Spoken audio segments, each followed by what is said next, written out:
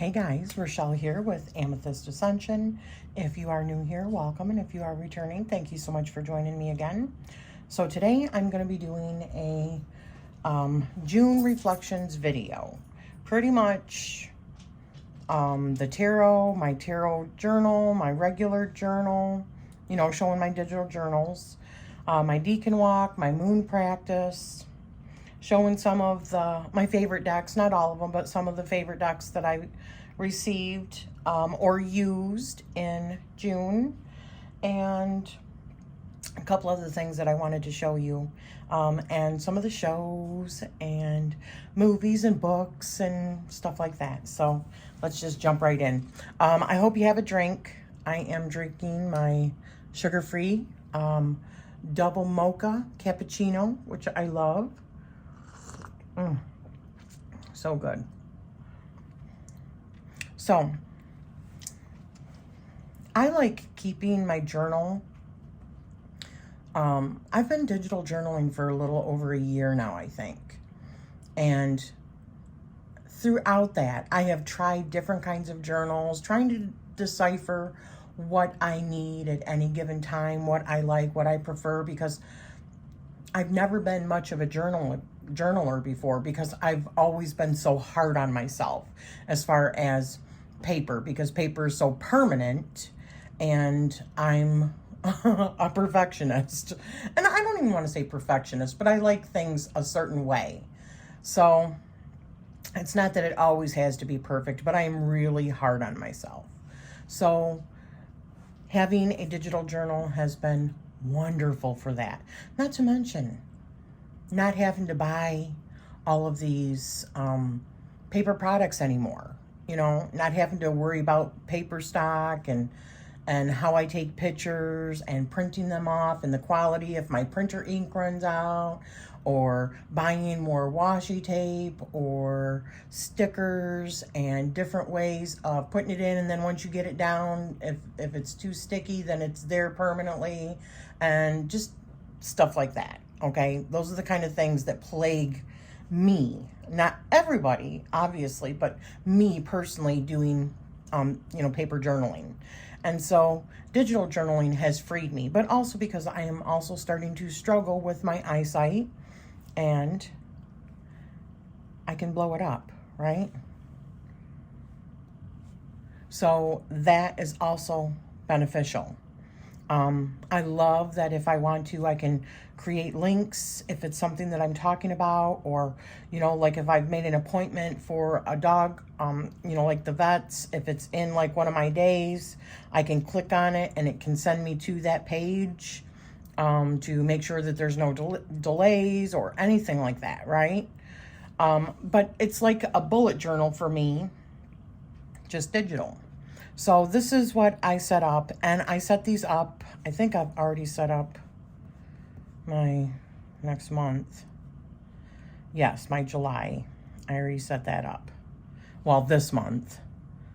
I just haven't started filling it out yet because I've been so busy trying to, end all of my other journals and keep up with my practice and stuff. But I'll just show you briefly. So this was my first page. These were all days that I had like appointments or something special that I was following. So I knew that at a glance, if I had to, I would just go to that. Now, I will say, my husband and I, we also do like Google Calendar, where if it's something like the water delivery or something like that, or a vet's appointment or something like that, we can put it on there and get notifications, and we do, especially like with the water, because I get fresh or spring water delivered instead of drinking the water that we have here. But anyways, we get a notification.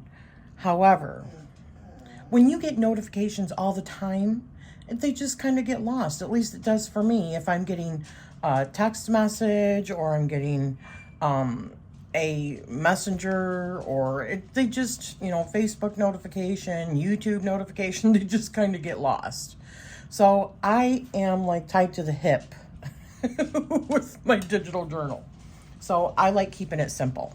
I don't want all of the whistles, and I don't keep track of my food, you know, like what, like menu planning. I don't keep track of, you know, when to go grocery shopping. I don't keep track of a lot of stuff just because I like it to be more organic. I don't want to feel so structured that I box myself in. And I have a tendency to do that. Now, I'm not saying that's for everybody. Give me a moment, sorry. The boy wanted out, and he just came in, but he's Mr. Drama Queen. But anyways, so I love the digital journaling. So this was my June. I keep a moon practice. So these just remind me of the days. I love the digital art. I love to put it in there. I did not create these. I purchased these stickers off of Etsy. I wait till they go on sale, and they're usually just phenomenal sales. And you get a whole big bunch of stickers, which I'll show you some of them. And I might have last time, I can't remember, but last month. But for super cheap, for like $2, somewhere less than that. And it's something that you don't have to buy sheets of over and over and over again. Once you buy it once, it's yours forever to use. Some of them you can even use commercially if you use them in a certain way, which I love. So I made these myself.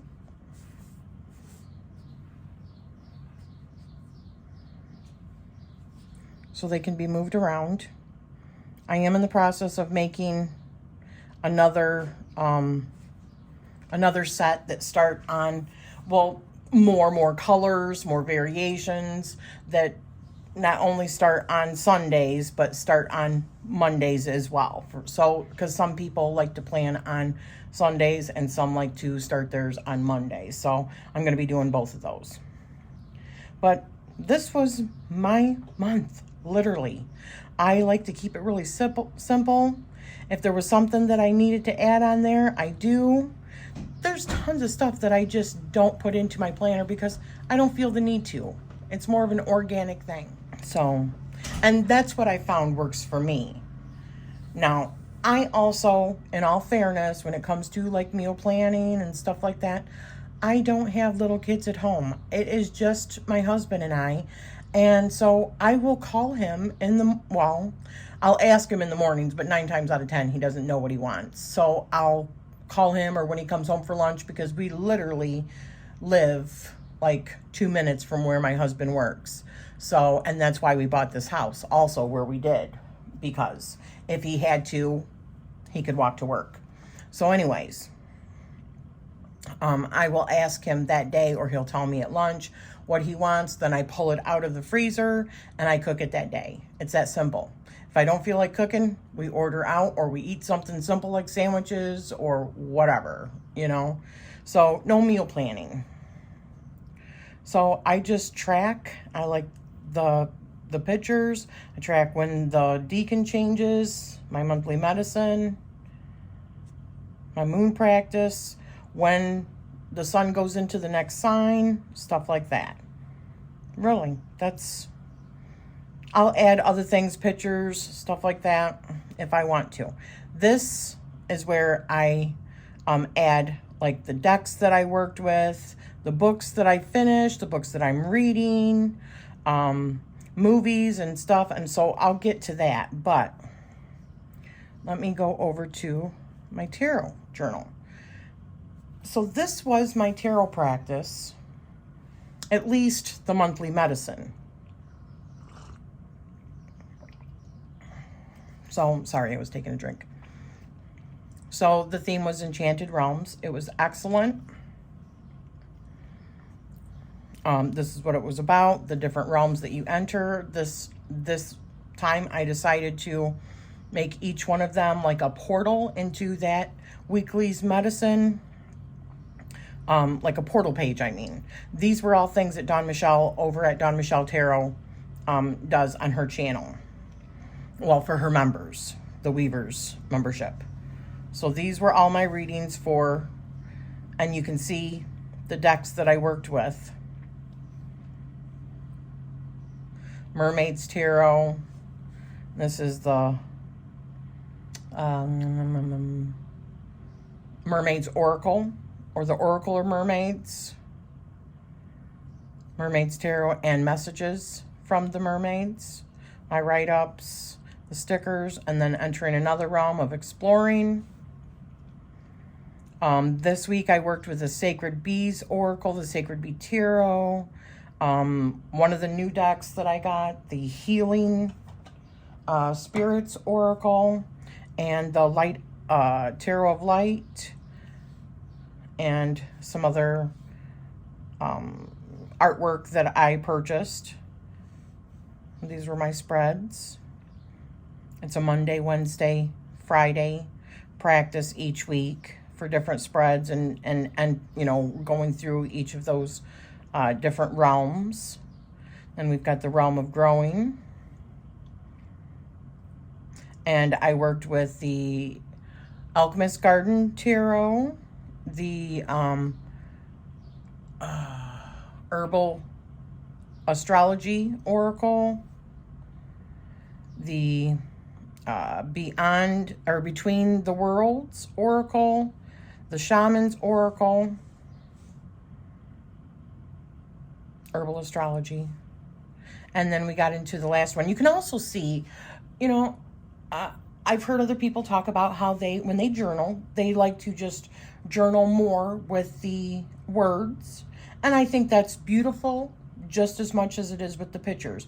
I'm a very highly visual person, so I like to use images. That's probably why I'm so even connected to other times and stuff. It's the imagery that connects me. It's like, you know, that saying, a picture's worth 1,000 words, right?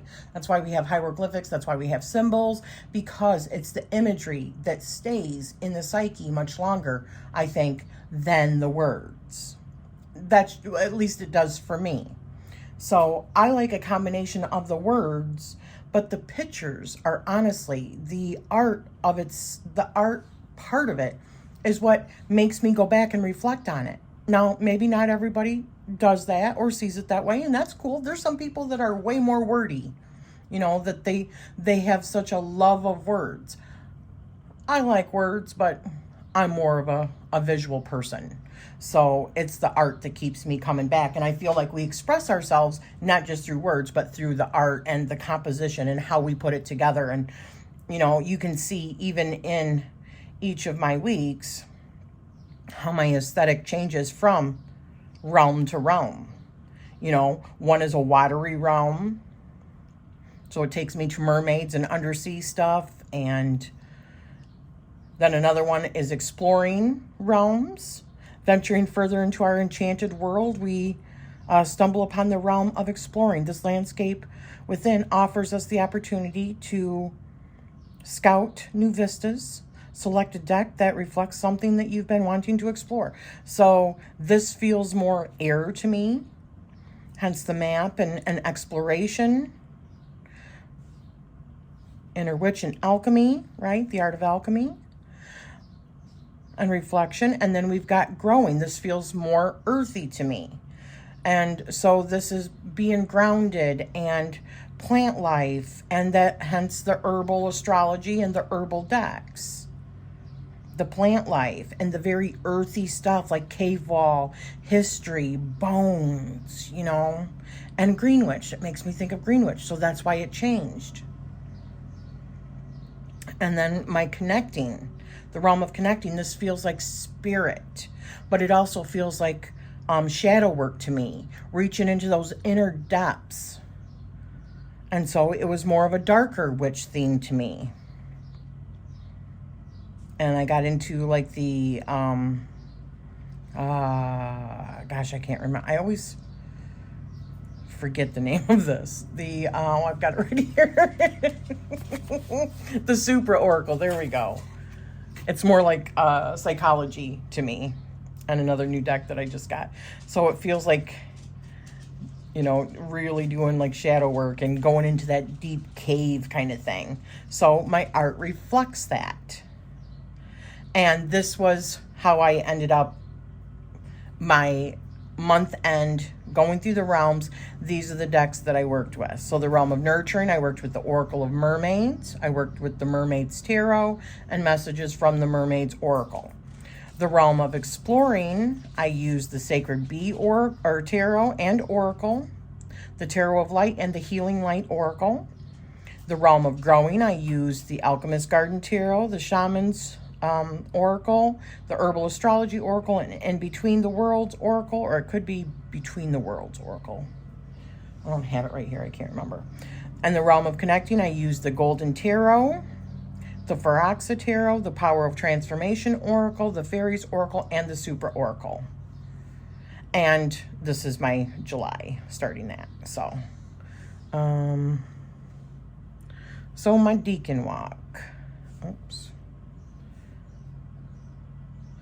So, just like I had showed previously, I did make a Deacon companion, a digital companion for anyone that is doing the Deacon walk and they want to stay organized.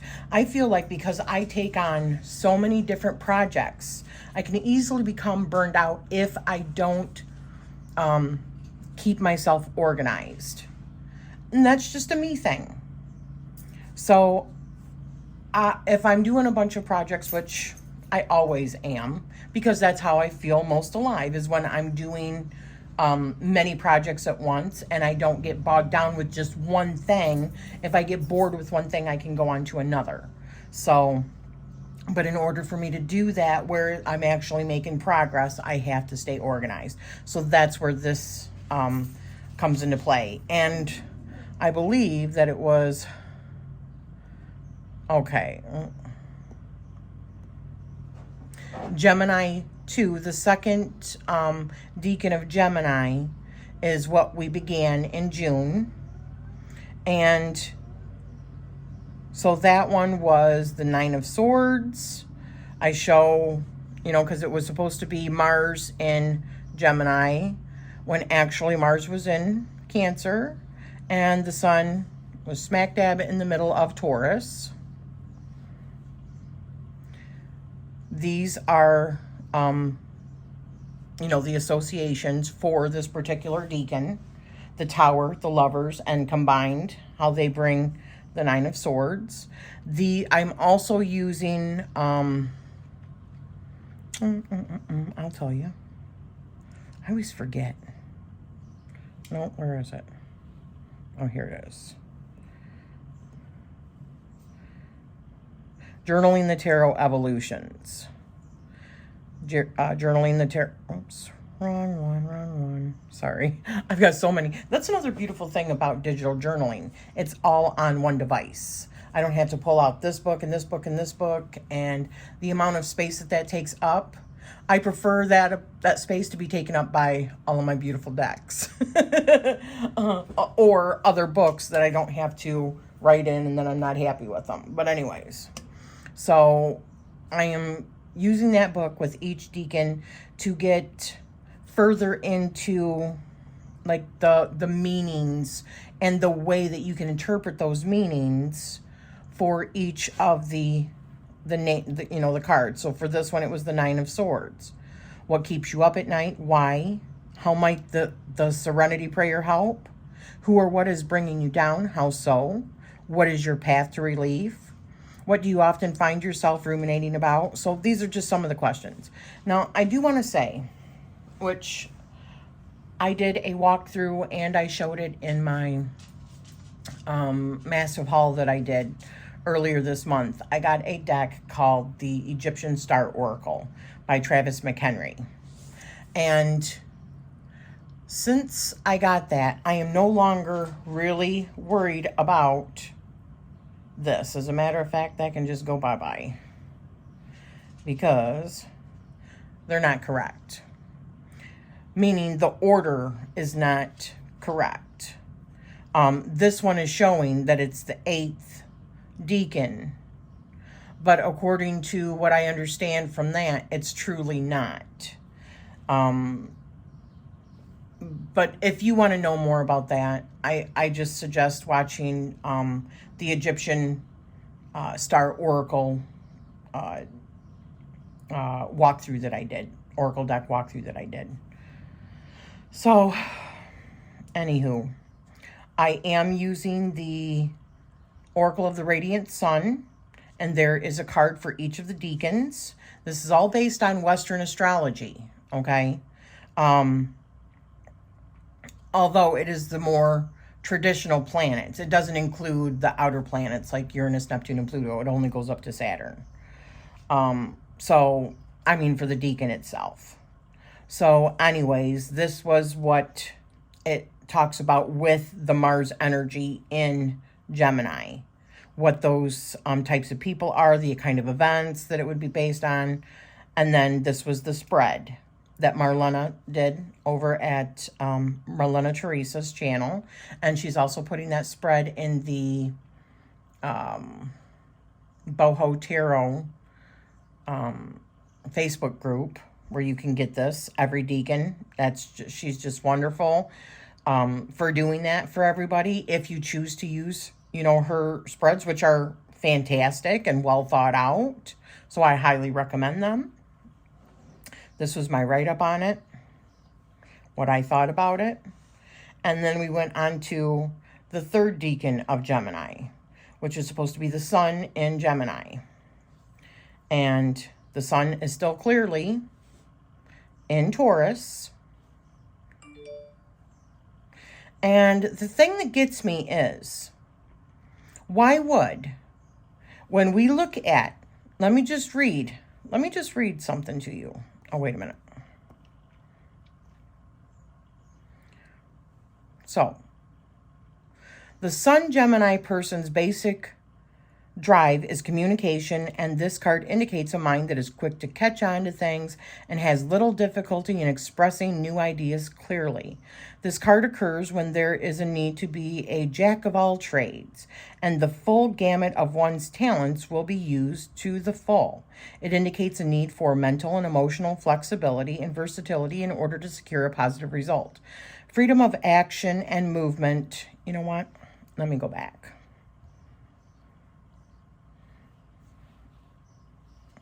I'll show you what I mean. Okay. In the beginning, what I do for each one of the Deacons is have a Deacon card or a zodiac sign card. And this is what it says about Gemini in general. And when it's talking about Geminis, it's talking about the Sun in Gemini. Okay? So Gemini is ruled by Mercury and corresponds to the third house. We know that Mercury is the planet of communication, right? And thought patterns, right? And the way that thought processes. They are known for being intelligent, mental, bright, alert, witty, curious, inquisitive, learns easily. They're knowledgeable, verbal, sociable, talkative, linking, articulate, communicative, clever, dual, versatile, lighthearted, changeable, flexible, and studious. That is the upright version, or when somebody is positively expressing their Gemini characteristics or personality, okay? Now, the other, it's when they are an unbalanced Gemini, would be they are known to be wordy, gossipy, nosy, spacey, shallow, unemotional, impatient, high-strung, and scattered.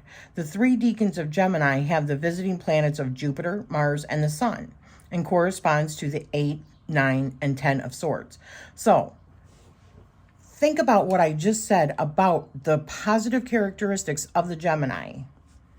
And then we go back to the third Gemini, which is the Lord of Ruin, and the 10 of Swords, which is the Sun in Gemini. So all of those features, and it's the Lord of Ruin.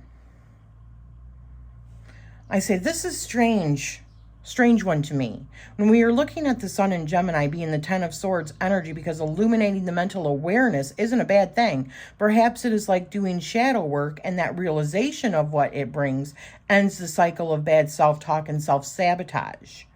Is the 10 of Swords like a smaller, more lighter, more watered down version of the Tower card? This is where true liberation comes. They always say it's darkest before the dawn. Perhaps it's because we go through the shadow of the underworld before we are reborn in the light. This ends the cycle because we attain that certain level of enlightenment on that given situation or pattern. Is the Ten of Swords a dark night of the soul moment? So for me, the Ten of Swords being Sun and Gemini, and this was the reading, and then we went on to the Cancer, which this was the last one. But for me, Ten of Swords, it's like, and I've said this before, maybe privately, I'm not sure, but I feel like all of the swords were like switched in reverse. They're taking like the negative or the shadowy part and put it in the top, because it's like all people communicate or don't know how to communicate properly, or all their mental functions are not good. So like all the tarot, all the swords are like in a reverse position. That's how I feel. And the Ten of Swords or the Nine of Swords or the Eight of Swords is no different, because I don't see the Sun in Gemini as somebody that is just like so low that they cannot, I mean, it's like a moment of clarity for me. And maybe that's why there's no longer a Ten of Swords. But Lord of Ruin, that just doesn't jive with me when you match up the astrology with the meanings. It's almost, and this is just my opinion, it's almost like they threw things together in order to make it work for the system of tarot, instead of it actually being based on astrology. Okay? Anywho. So we move on to Cancer. Cancer is ruled by the moon and corresponds to the 4th house. They are known to be emotional, feeling, receptive, sensitive, gentle, psychic, vulnerable, say apathetic, nurturing, caring, shy, feeding, protective, domestic, patriotic, retiring, tenacious, past-oriented, and retentive. And this is the shadowy part, the unbalanced part of Cancer, also known to be for being moody, insecure, defensive, over-emotional, smoothing, clinging, dependent, timid, touching, brooding, withdrawn, stuck in the past, and afraid to let go. It is the 4th sign of the wheel, and it is of a feminine polarity and a cardinal sign. These next decans under Cancer will house Venus, Mercury, and the moon. So Venus in Cancer is what we're talking about here, and I still haven't written it up. It's the Lord of Love. The Two of Cups is like one of my favorite cards in the tarot, and it signifies moon and Cancer. That's why I used a brand new deck that I just got from Kickstarter, which I'm going to show. I did do a walkthrough of it. It's one of my favorites.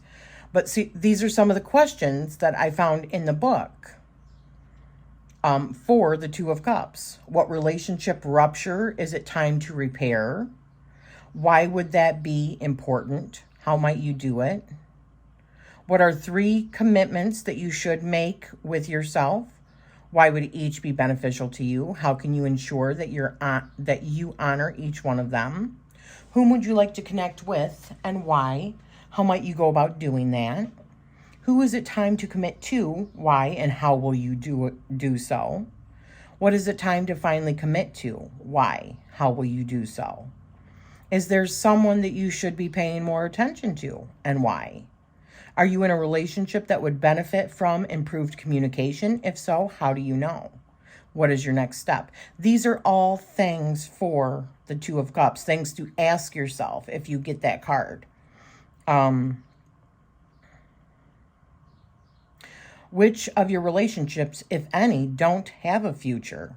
How do you know? What do you know in your heart you must do? With whom can you be completely honest? Currently, who is giving their attention and who is giving you their attention in a way that feels supportive? Do you ever put the needs of others ahead of your own? If so, why? What are you afraid of? Like self-care. In what areas of your life, what area or areas of your life should you be relaxing your personal boundaries or strengthening them? Is How is your work or life balance? If you're not satisfied with it, what should you stop doing? Start doing.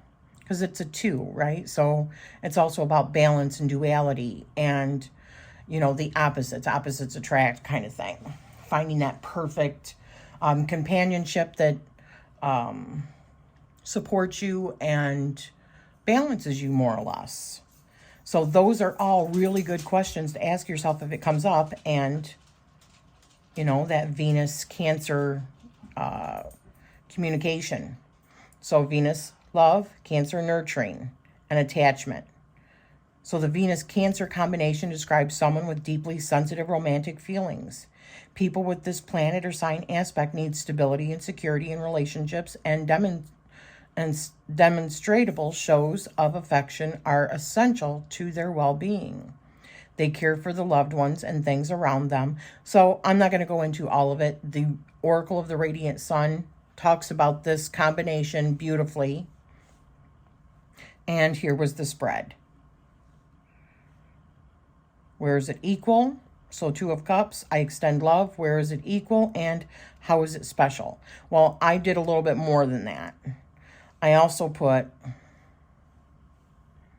a healing message, a supported message by Aphrodite, and another. So 2 supporting messages by Aphrodite and a healing message on top of, you know, this particular spread. And that was my answer.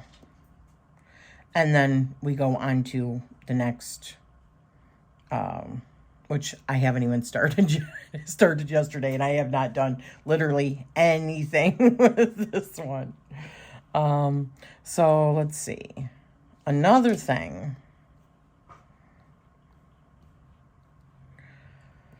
So I stopped writing down my dreams in April.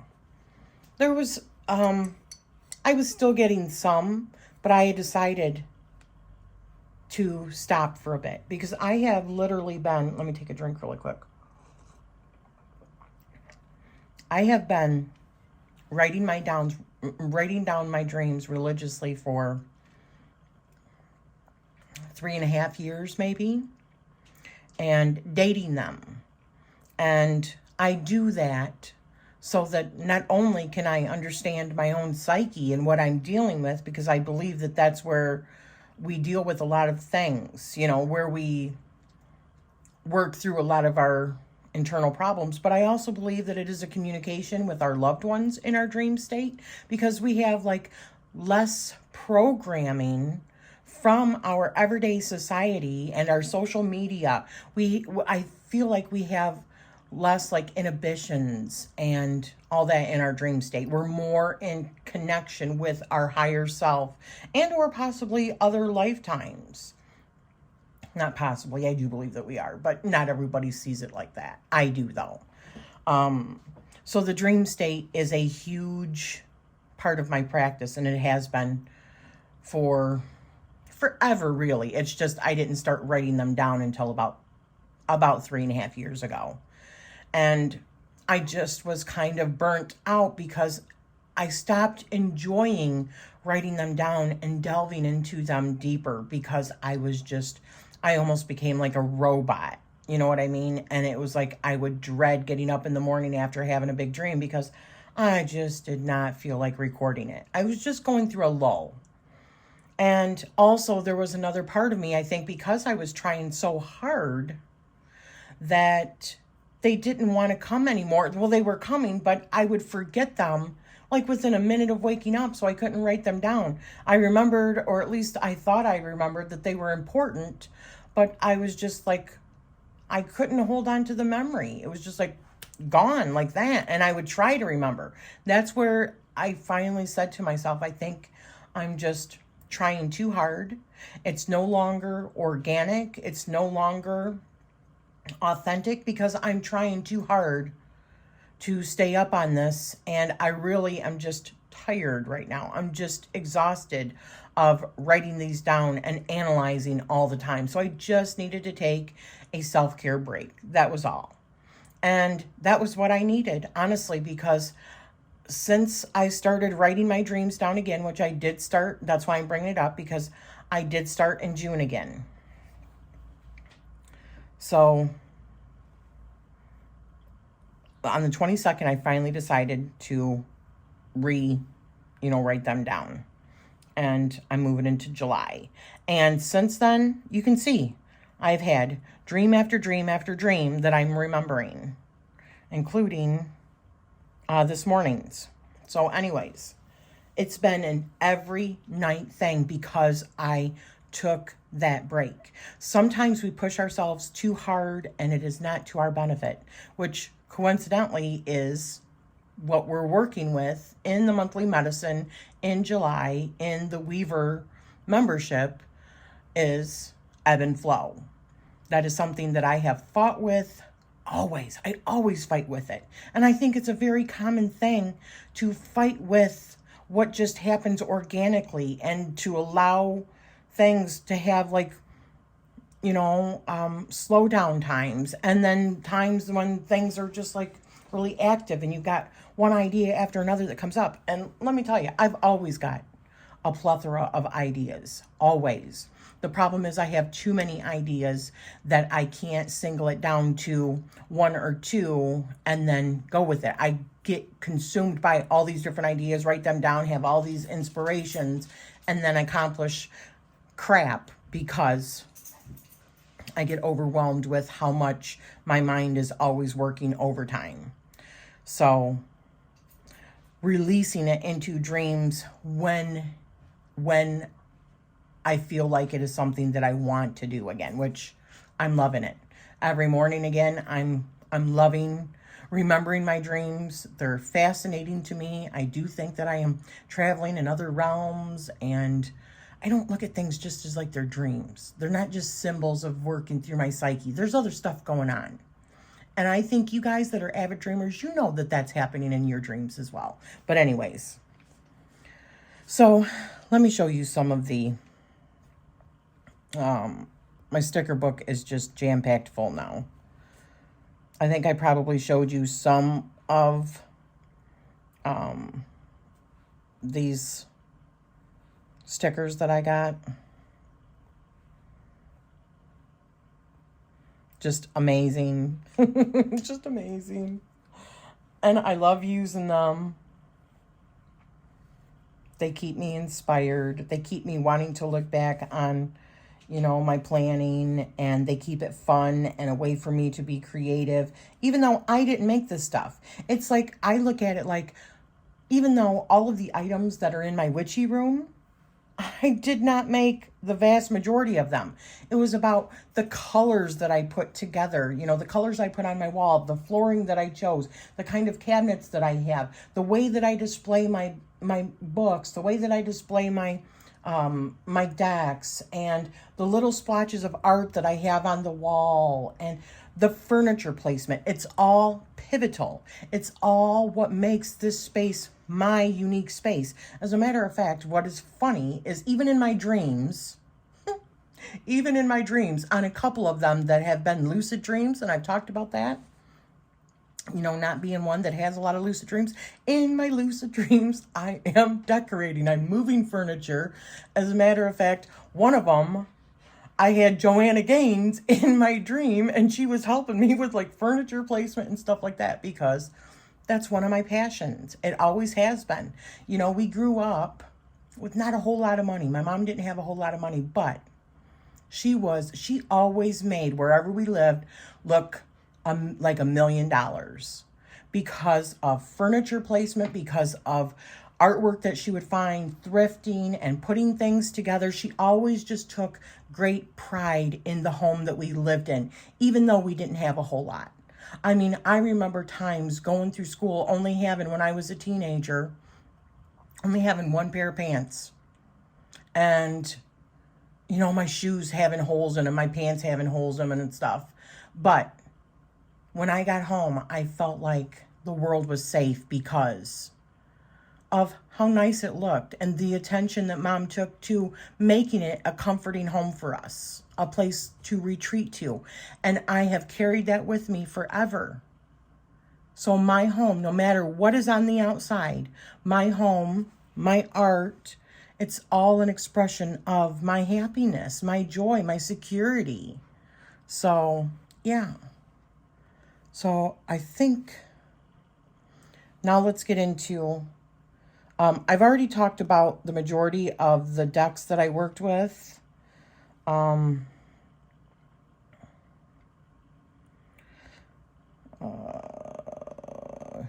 Yeah, the Ritual Tarot. Oh, wait a minute. I did forget to show you. Bum, bum, bum. Oh, come on. My moon practice. I do have a moon practice. I follow 5 different moon phases, which is the full moon, the last quarter moon, the dark moon, the new moon, and the first quarter moon. And for the various different things that they bring. Now, I run charts for these. And I look at what part of the sky it fills because it's that house.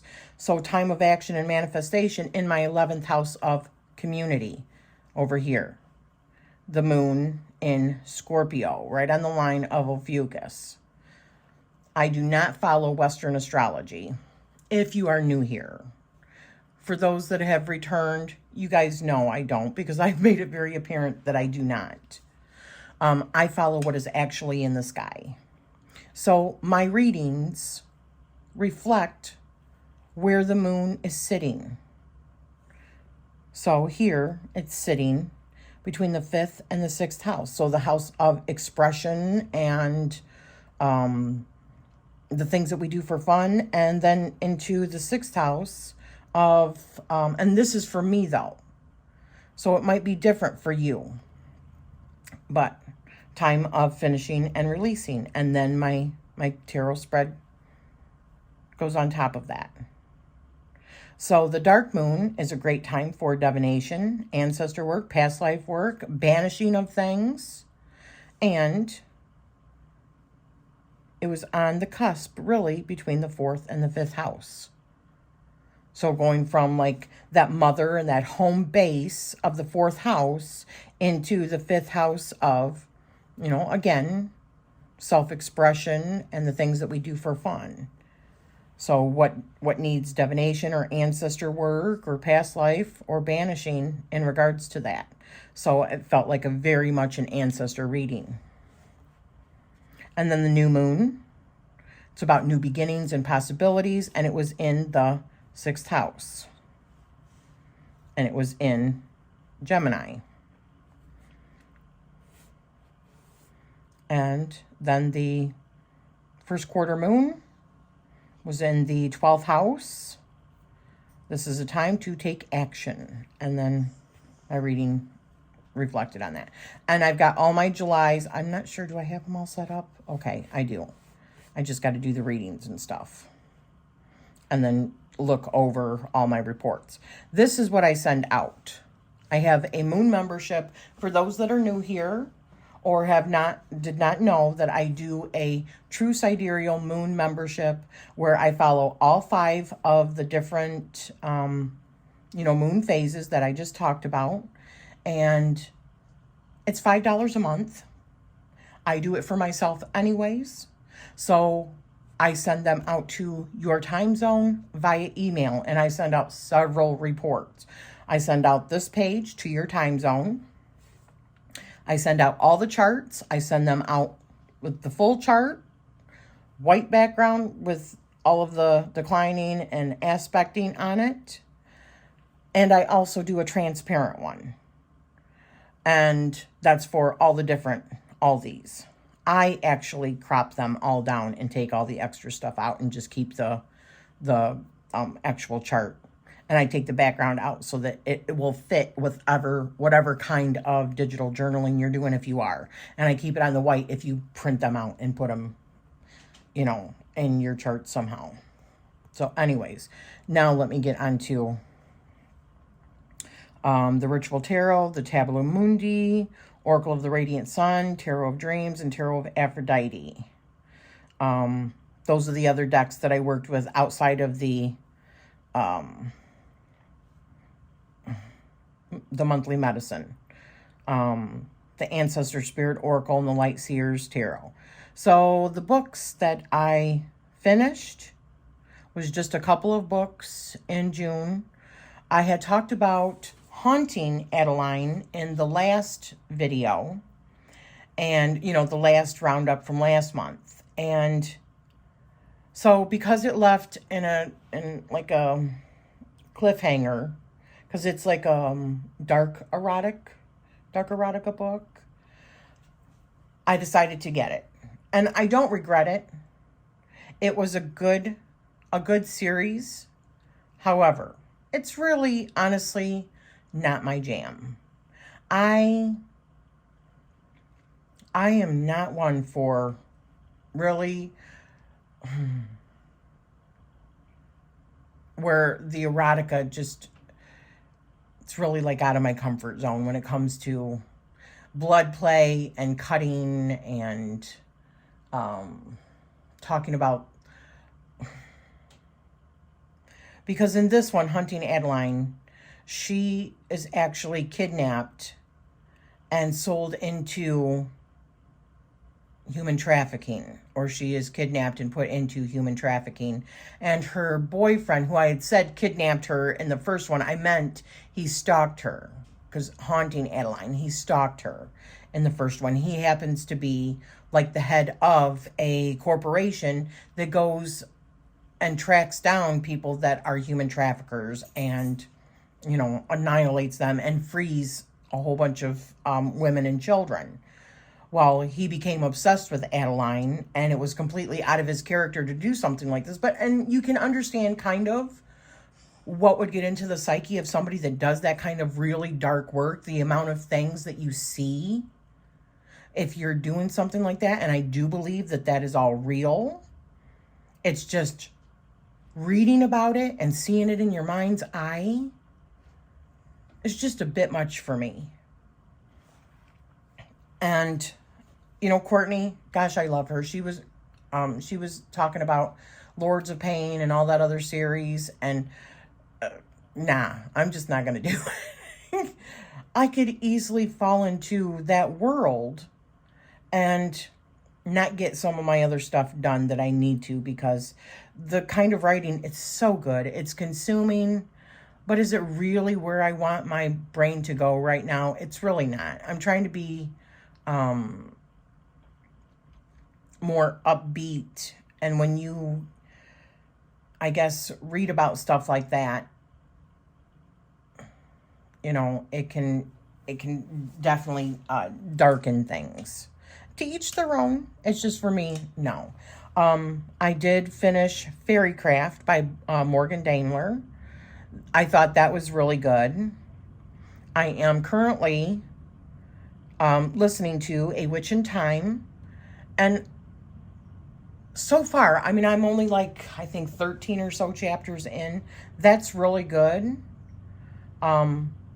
Still don't understand the dynamics of what's going on yet, but I do understand that this is a book about a woman who is recalling, and I'm not sure how the man that came into her life, I haven't gotten that far yet, how they remember each other from lifetime to lifetime. But she is, since he came into her life, they went out on a date, and then he started talking to her like, you don't remember me, do ya? And it's not because of this lifetime. It's because of other lifetimes that they have shared. And since then, it activated something in her, and now she is remembering other lifetimes. Another one is a lifetime in France. And anywho, from what I have read thus far, it's pretty good. It's intriguing. I want to read more. The Ancient Giants Who Ruled America. Really intrigued about that as well, so I'm reading that. Oops. And then for the Deacon Walk, I am reading the Journaling the Tarot Evolutions, Tarot and Astrology, the only astrology book you'll ever need, 36 Secrets, The Self-Worth Path. And there's a couple of books that are on my Kindle on here. The Sun's Paces, and there's another one I can't remember. Those I read through each Deacon. And then the series and movies that I am enjoying. The series on Amazon Prime, it's called Citadel. I finished the first season. The second season is not out yet, but that was one of the guys from Game of Thrones. He was the oldest Stark, the oldest Stark son. Him, and then one of the Jonas brothers, his wife, Priya or something like that. I can't remember her name, but they are Citadel agents. They lost their memory. They've got a history. It's very like Mission Impossible, CIA, James Bond kind of, you know, the Bourne Supremacy and Bourne Ultimatum, all that the franchise. So it's really good. Carnival Row, I'm watching the second season of that. The Yellow Jackets on Paramount Plus, we're still going through that. We're in probably about the middle of the second season now. We haven't been watching that as much because we've been watching Picard. Now we're on the second season. We're getting ready to start the third season. Is that right? Or did we go in? Yeah, last night we watched the first episode of the third season of Picard.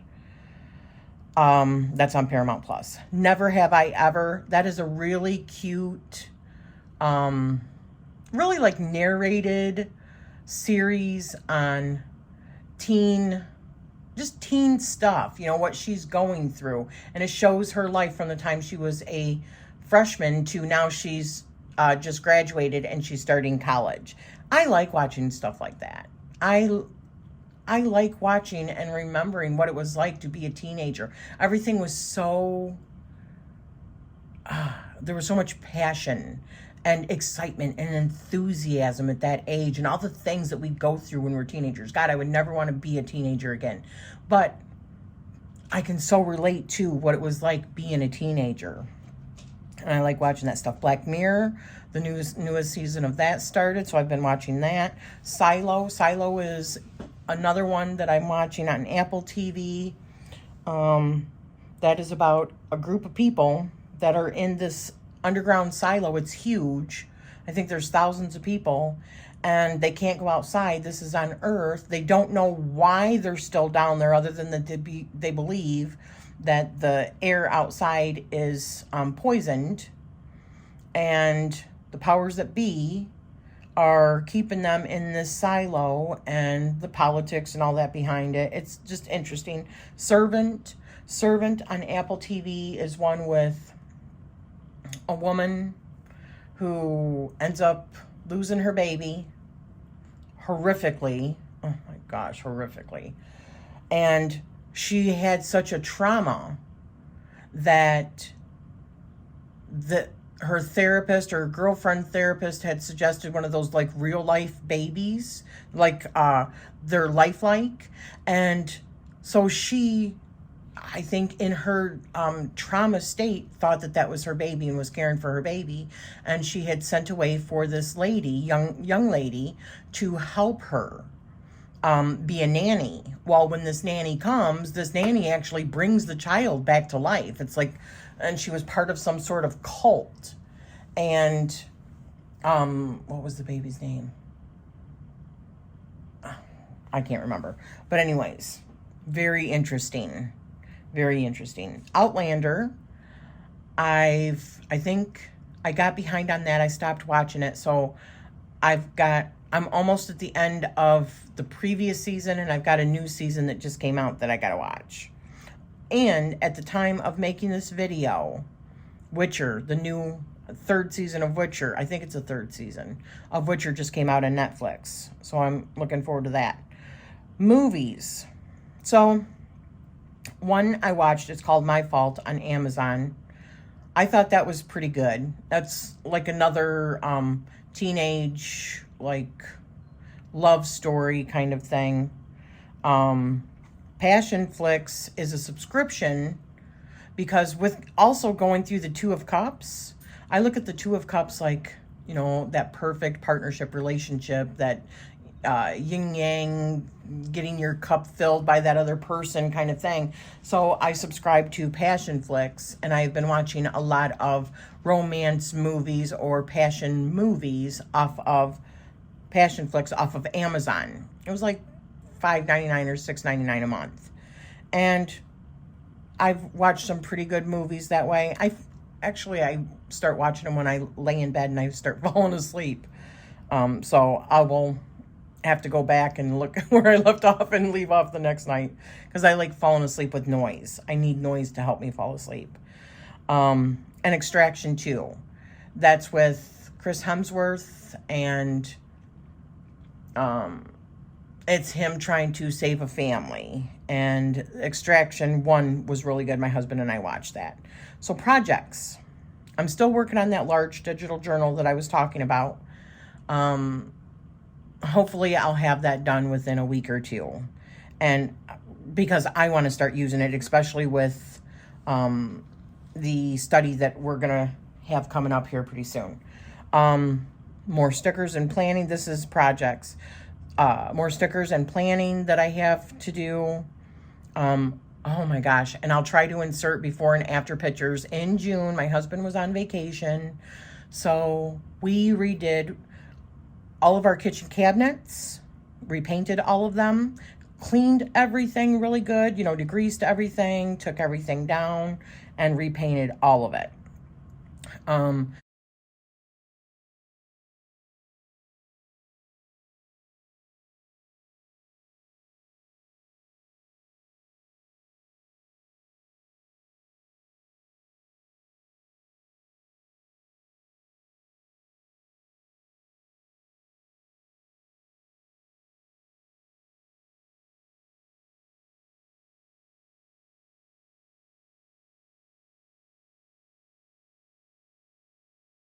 And got rid of a cabinet in our kitchen and moved that out. Got a couple of stools for our kitchen island.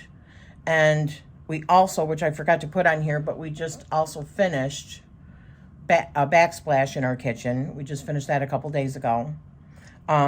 We painted our upper deck. Okay, so I'm just making a little video really quick. This is what our deck currently looks like after getting everything moved off of it.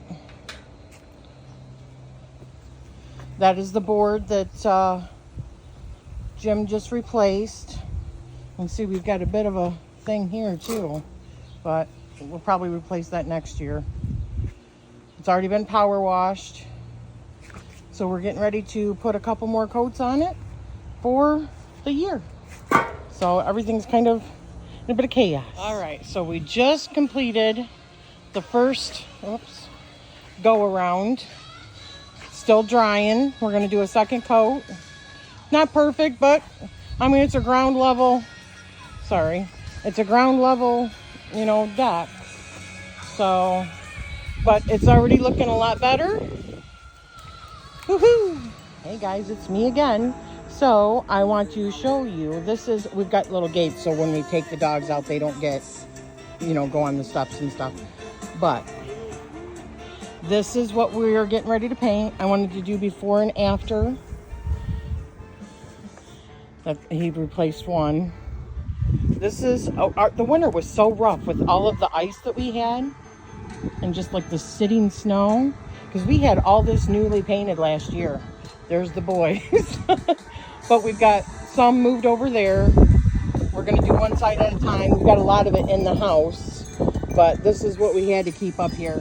So we did finish. Let me show you really quick. We did finish the 2 coats down there. We still got to wait for it to dry and we can put our rugs out and put everything back. So it's a crazy day at the Dagley compound. So we got all of these done. Looks pretty good, huh? Yeah. We are getting ready to do some swimming. All right, so we got this deck done. And we're just leaving our rugs up for a couple of days because we want to make sure that this cures in the sun for a couple of days. I'm taking that lighted tree down by the pergola, but looks pretty good, huh? Yeah. Let me show you. Yeah, if you kept going, so we still got a couple of weeks to finish it up real good. Looks like a different deck.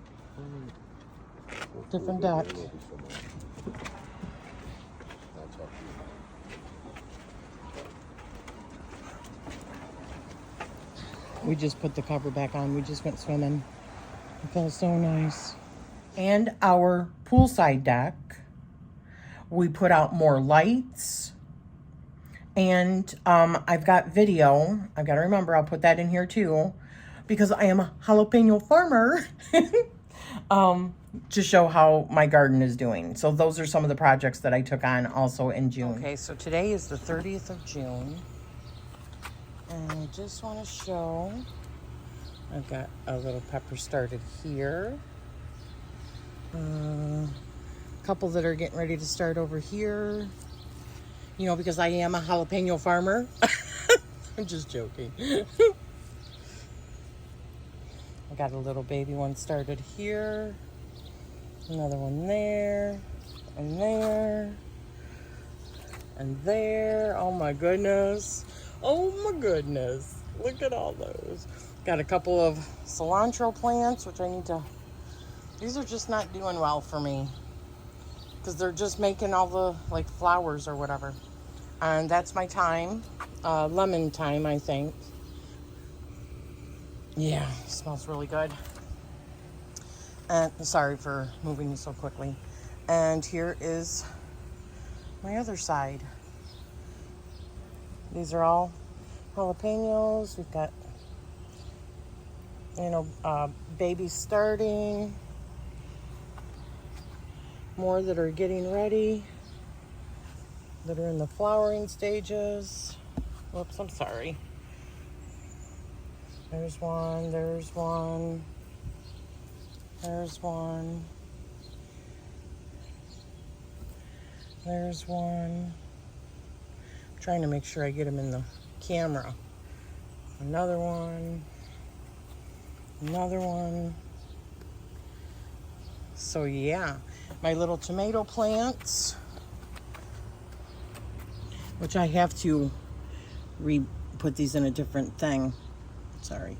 I've got more tomatoes over here and down here, up here. See more in there.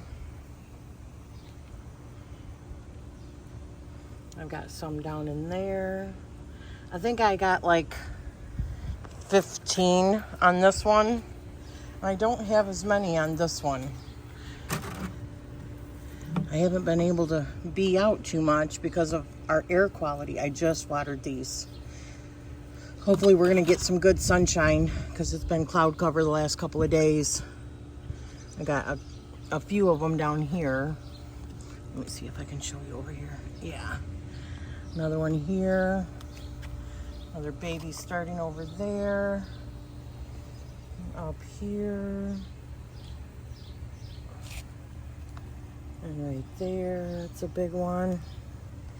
So yeah, I'm pretty happy with how those are turning out so far. My basil is doing pretty good. It had fallen over, and one of the stalks had broke off. So I have that on my up on my deck, and I put the whole, because it was one of these whole big stalks, in order to get some roots. I'll show you that in a minute. But this actually, I had left out last year, this pot, and had cut it down. These are daylilies, I believe. And I thought that it was just going to be gone, but that's what they are. And they came back this year. Just so friggin' gorgeous. My fern's not doing so great. It took a beating this winter. And then my other flowers are doing okay. But when we've had very little rain, and so I've had to come out and water when I can. And the index is a little bit lower this morning, thank goodness. I mean, the air quality index, it's still considered dangerous or unhealthy, but not as bad as it has been. And these are actually doing okay. All of them had died, or I thought had died, shriveled up. So I just cut them all down, which I've got some more to cut away. But these beauties, they're just thriving. They, you know, see, these are the ones that I cut down. You can see them. And other ones just came up. We've had such erratic weather. It's just difficult. But I'm not complaining. You know, I've got stuff growing and I'm happy with that. So my aloe, it was really rough. So, and see, now I've got a part growing on it now, and here too, where I cut off, and I replanted it here, trying to get it to root, which it is. I'd like it to root a little bit more than that, and then I'm going to put it into its own pot. But here is the basil that I was talking about. Look at how it's rerooting. I'm going to replant that into a small pot here shortly, probably today. But yeah, very cool. And here's my rosemary from last year. It's still struggling. We don't have the best winters here. This year, my husband said definitely we are going to get a grow plant, a grow light, so that we can put these that really need a lot of sunlight, in the wintertime, because we don't hardly get any in the wintertime here. So hopefully that'll make a difference and it can come back. It's trying to come back. Some are not doing so well. And the same thing with my, I know it looks rough, my sage, but it looked a lot worse than this. I've got a bunch of new buds coming out all over the place. You can see them on the stems. So hopefully being able to get them out into the sun has really, really helped, and hopefully it can come back thriving. It looks like it's starting to, so here's hoping. My journals, of course, which I've showed you. Starting the Greek mythology study group. Wowza! I talked about doing this study group right after I got the Hellenic Oracle, which was what? Almost a year ago, maybe over a year. I can't remember, but I had talked about doing a study group. And I had a couple people, mention to it that they would like to. And it just seemed like we would just never get there. And because I was going to do it with Courtney, and I still am. But life has just been crazy. We've both been extremely busy. And one thing after another would come up. And it was just, finally I said, okay, I'm doing the group. And you know what? There's never going to be the perfect time to do it. So I'm just going for it. And I want to do it. And I'm excited about it. And many of you, there's almost like 50 people in that group now. And I'm so looking forward to getting it started.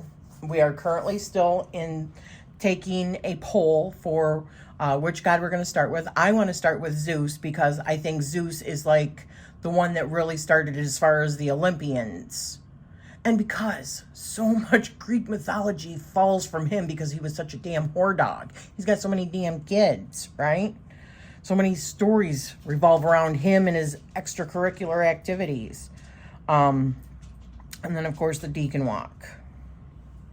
So a few channels that I would like to make mention to that I love, or some that are brand new to me.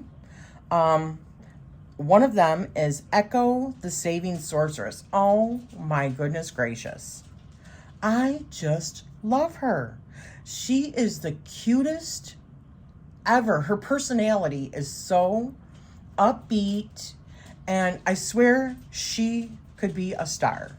Honestly, I just love her. She just got every time I watch her, I'm just smiling from, ear to ear. My smile is so big because I just walk away with such a good feeling about her, and just upbeat, and she's just got this bubbly, just positive outlook on things, and she's so damn cute, I swear. And she's showing off like thrifting that she's done, and showing some of like her wardrobe and stuff, her witchy wardrobe. She's just adorable. Seriously, I just love her. Rhiannon Rambles and Readings. She is one of my really good friends. And she has, when she makes videos, really good content. She is a coach because she is an actual reader on the hotlines, and she makes good money doing it, and she's been doing it for years now. And she is a coach helping people. She's talked about it on her channel.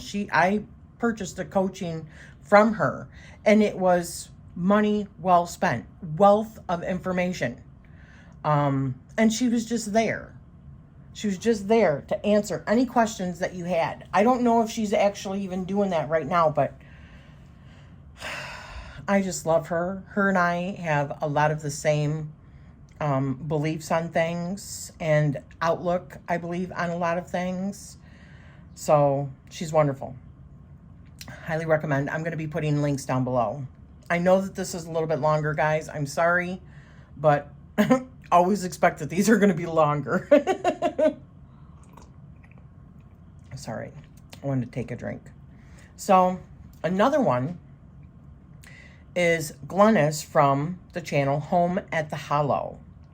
She is, oh my goodness, she is, I believe, a decorator by trade, but she was making or like building her house, I believe, from scratch and redoing the whole thing and showing the steps along the way, like putting on like the back deck and choosing the right like walls. And I mean, you got to see like the whole creation of her home, which the hollow is what she calls it. And you know, but the main thing that she has on her channel that I noticed is like her cooking. She, I believe, has her own cookbook. And she's always got different recipes. And the recipes look so friggin' good. I wished I cooked more. But I don't. I'm not a big, huge baker or cooker. I just don't like it. You know, it's not my passion. But if you're into that, I highly recommend going and watching her channel. She's just a beautiful lady, and she's got the best like decorating sense. So another channel that I found is Sumerian Astrology, and I can't remember what her name is. Damn it. She actually does not follow Western astrology. She doesn't follow true sidereal. She doesn't follow any of those. It's like Babylonian, and she uses more than just the constellations that are sitting on the ecliptic. She goes beyond that, and she talks about the meanings from what she believed through her research, the Sumerians or the Babylonians, those meanings of those particular planets and constellations. Now, I don't follow it. It's not the astrology that I follow, but I'm fascinated by it, and I love that she is also just, you know, following her truth. I think that is a beautiful thing, and following something that is outside of what is considered normal, you know, and what everyone else is doing. I commend her for that. And I do want to learn more about what the Babylonian and Sumerian meanings of the different zodiac signs and stuff like that were. That's fascinating to me, and I love the origins of it. Another one that I recently found is Ramon from Moon Scarab. He's got some wonderful content on his channel.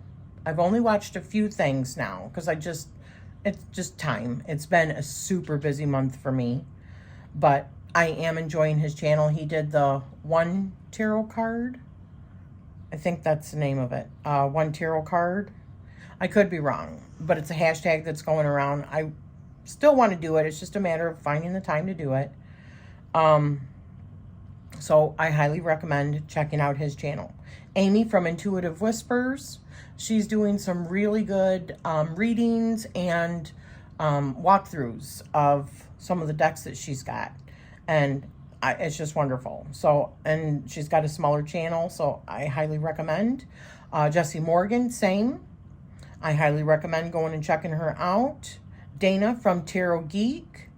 I highly recommend going and checking out. She's got just a beautiful, extensive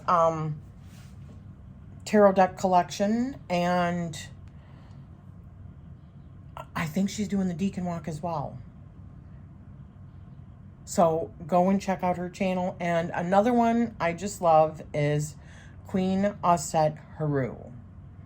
Ask an Aquarius. That's the name of her channel. Queen Osset Haru is her name. And she has the most, I love her friggin' laugh. And I've told her that several times. Because we've talked privately quite a few times.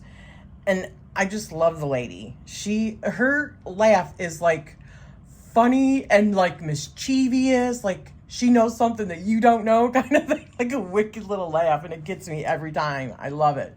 It makes me laugh.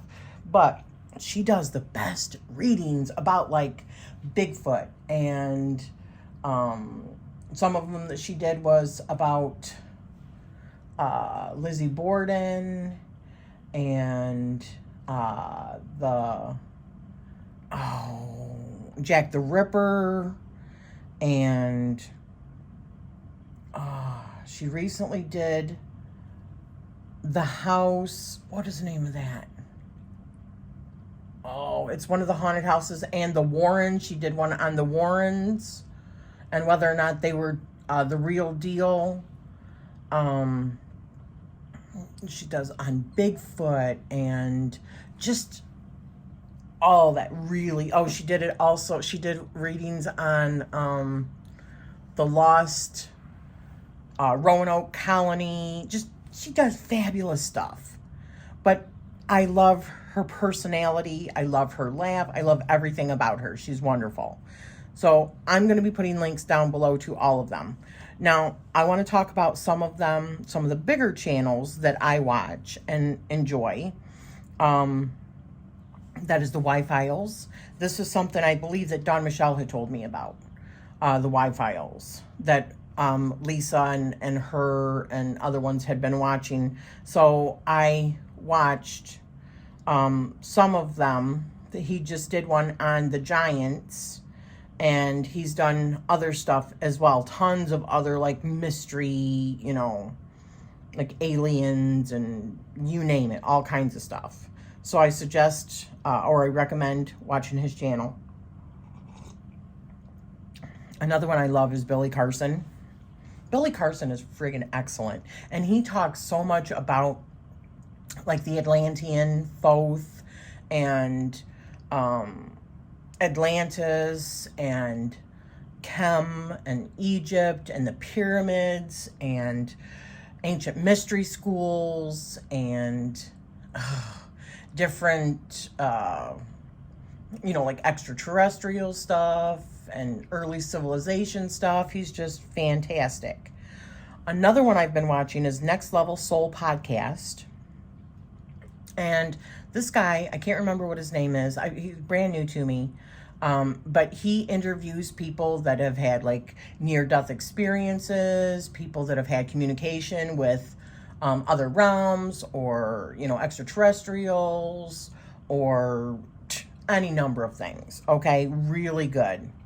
Michael Sala, same thing. He has a lot of like contact with insiders and whistleblowers and contactees, and he talks about really ufology, you know, talking about what is happening with UFOs and inter-earth societies and the Galactic Federation, stuff like that. The fifth kind, I've talked about this before, is what's his name? Paul Willis. He is on the fifth kind. He was a preacher, and he talks about how the Bible has actual stories of like aliens and different gods and stuff that he couldn't talk about when he was a preacher, because really I don't think that they looked too good on it, and he ended up having to leave the ministry because of all the extra stuff that he had actually discovered when deciphering the real texts and stuff. Another one, Sidereal Astrologist is the name of the channel. Isaac is his name, and he is a true sidereal astrologist, and he is an astronomer. What is it called? He takes pictures of the solar system through telescope. That's what got him in. He was into true sidereal astrology. He was asking some of his other astrology friends, like, you know, what's up with this, man? When I'm looking in the sky and Western astrology says this and says that, he says that's not even close to the truth. Why? How do you reconcile that when you're working with your clients and telling them that? And so he no longer follows Western astrology because of being an astronomist and a person that takes pictures of astronomy itself and is into astrology as well. Well, now he follows true sidereal. Sorry, I had a little cough. And he has went to Dundara, and he's shown, he also teaches a master class over there on his channel, and he's had lots of students, and he's also got a Facebook group. But I would suggest just going over to his channel, checking out what he has to say, looking at some of the things that he talks about with like Ophiuchus and the center of the galaxy. It's just phenomenal. I just love him. Another one is Athen over at Mastering the Zodiac. The software that I use in order to run true sidereal birth charts and moon, my moon membership and everything came from Athen. And it is true sidereal. I mean, you can use it on other systems, but he is a teacher also of true sidereal astrology, and he does weekly reports on, you know, astrologically what's happening with what is actually in the sky. So if you want to know about what the moon is really in, and somebody that's consistent, Athen is your person. And it's masteringthezodiac.com also. And he has like free like videos on learning more about the system. And then also another one I watch is Greg Braden Official. He's also another one that shows a lot of like stuff that had been on the Gaia channel. Another one I watch is Gaia channel as well. But just really about ancient civilizations and cover-ups and metaphysical and spiritual and just phenomenal. Okay, this is the kind of stuff that I just like dig into. I love, okay? So I just wanted to show you really quick a couple of things that I just absolutely loved that I got.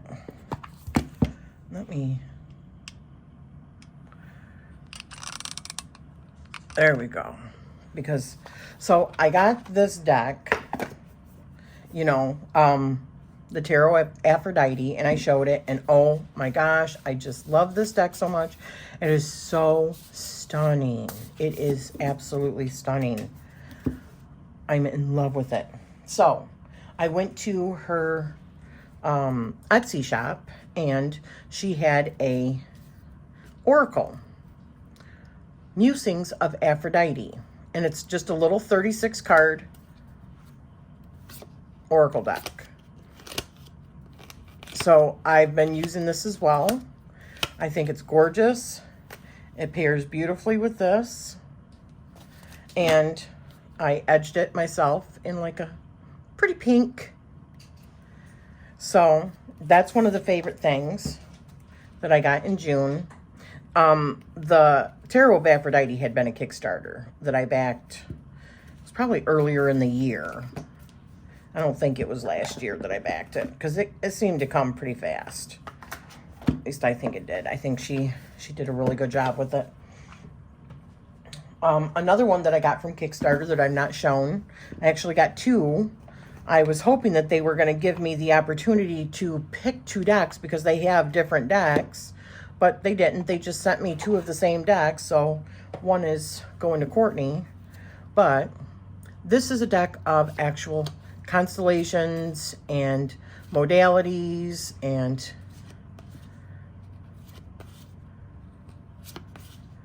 I don't have anything that really showed the actual like outline of what the constellation looks like. So I thought that this was a great idea to learn a little bit more, not just about the symbol of Cancer or the signs, but what the constellations look like if I'm looking for them in the evening sky with my telescope.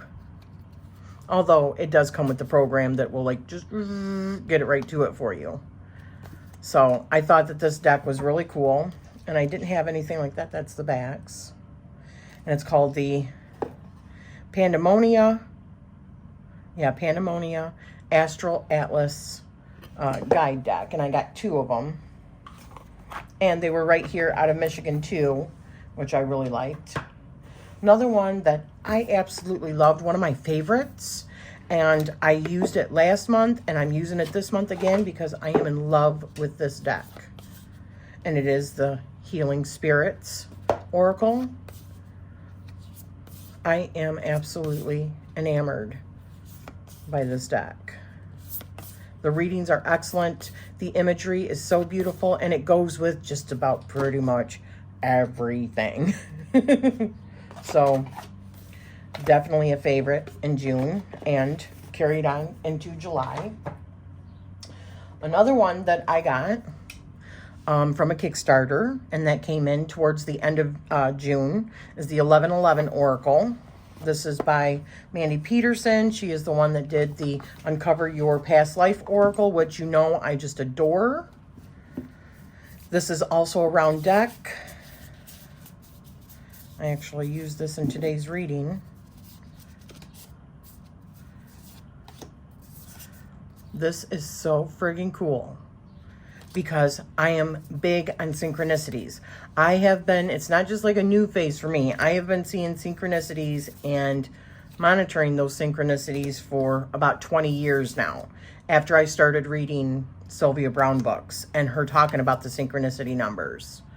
And then I started just seeing them. And I don't just see 1111 once in a while. I see 1111, 111, 1234, 234, 888, 777, 222, 333. All the time I get synchronicity numbers. All the time. So I had to.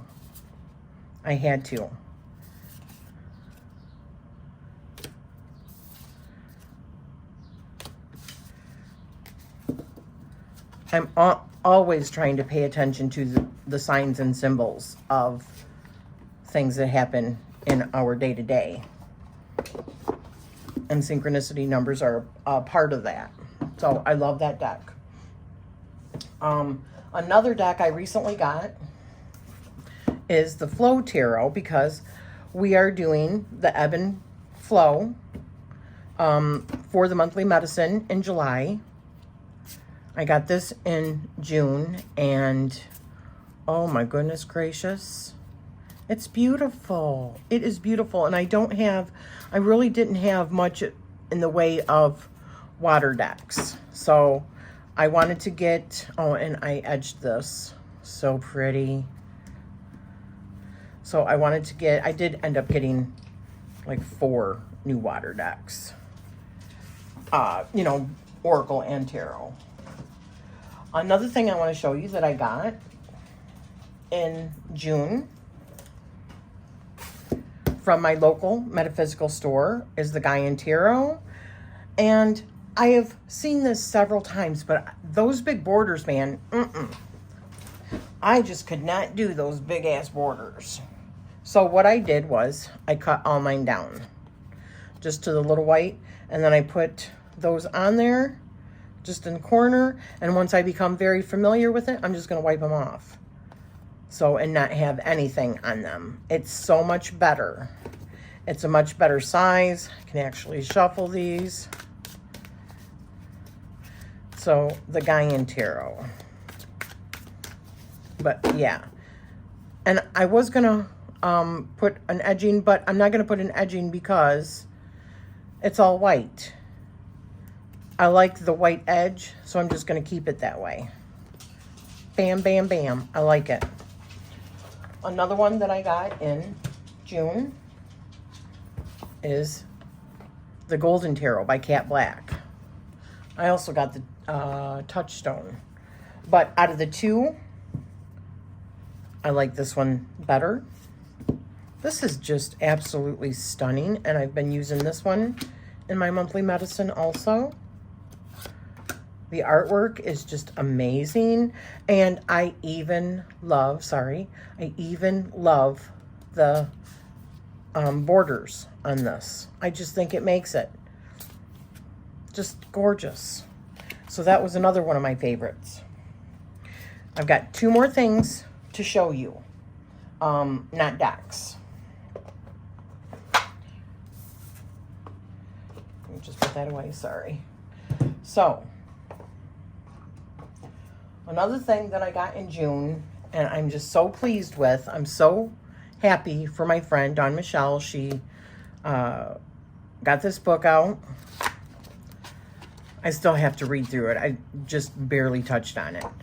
But if you are brand new to tarot and you want to learn how to bond and connect with your deck, well, Dawn Michelle has written a whole big book on how just to do that. And I think that's just wonderful, and I'm so happy for her. And she's also got new decks that she's got coming out. She has been like a creatrix, let me tell you. So I am so happy for her, and I wanted to show her book. I will be putting a link down below to her book on Amazon. She is currently working on a Kindle version. And then I've got one big thing I want to show you guys, and I don't even know if I can, let me see if I can zoom out a little bit. I don't even know if I can fit this in here. Oh, so, okay, I can. I got this because in the last haul that I showed you, I had gotten a whole bunch of Tombow markers, and I have been just, what do you call it? I have been edging tons of my decks, right? But I also have been getting the coloring books, the like the mandala, and I want to get other ones because I find it relaxing to do when I'm watching videos and stuff, or watching movies or shows with my hubby. You know, I like to multitask, do something with my hands. And so the Tombow, I love it. The Tombow is perfect. But when I went to go and get more, because I wanted more colors for like the coloring books, and having different options for, let me move this out of the way, for edging all of my decks, the Tombow are expensive. So for like 10 in a set, it was like, you know, $15, $20. Some were $9.99. But I was finding some of the sets, you get like repeat colors, which is okay if you use that color a lot. But I wanted more of a variation of colors, and at a more agreeable price. So I found this Hetrone, and it's 120 of these markers. Now, wait till you see this. These are all the colors that come in it. Comes with a little book that you could test them out with if you wanted to. And they probably have more coloring books. I got this off of Amazon. I will be putting a link down below. So there's 4 trays of these in this. Now these are smaller than and I forgot to bring one down. It's about that much shorter than the Tombos. But it's got the fine end. And it's got like the other end, like the Tombos, just like the Tombos. These do feel lighter also, but they're that much shorter. So it could be some of the weight. It could be that Tombow has a bunch of ink, more ink in it. I can't tell you that for sure. But I got this, and let me show you all the different colors. So there's one tray. Another tray.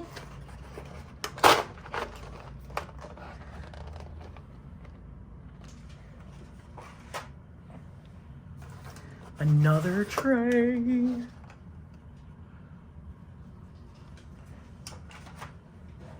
And the last one. We'll bring it up so you can see it. Look at the amount of colors. And I got this whole big 120 markers, dual end markers. So fine tip, and these are all watercolor also, like the Tombow. And I have edged a few decks now with these. And I love them. But I got all of these, 120, in this nice kit that you can just easily pack away when not in use, under your desk, on a shelf, whatever, for like $34.99 on Amazon for 120 of them. That's really good. If you are somebody that likes to color or to have different colors or even multiple colors on edgings, here you go. And these go on just like the Tombow. Whoop, whoop, right? I get no bleeding, no nothing onto the cards. Even there's been a couple of times I've just been going really fast and I accidentally get onto the card and I just took my finger and wiped it off really fast and none, you know, and they're not even hardly coming off on your hands either. After they're on and you give it a little bit of time, they're not coming off, nothing. It's, you know, onto your hands. It's fabulous. So that was the last thing that I wanted to show you. If you are still here, you are a friggin' rock star. Thank you so much for spending this time with me. And I'm sorry that they're so long, but I have so much to show you guys from, oh yeah, I will be adding, hopefully, well, that'll be in the video. So thank you for spending this time with me, and I'm sending you love always.